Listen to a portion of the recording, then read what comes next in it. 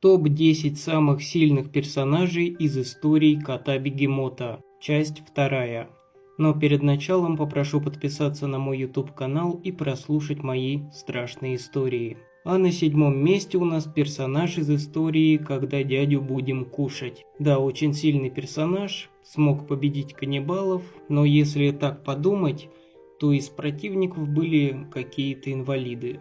Но все же персонаж очень сильный. На 6-м месте тоже история про каннибалов. Главный герой этой истории тоже смог дать жесткий отпор и даже отправить отдыхать всю шайку каннибальчиков при очень сильных травмах.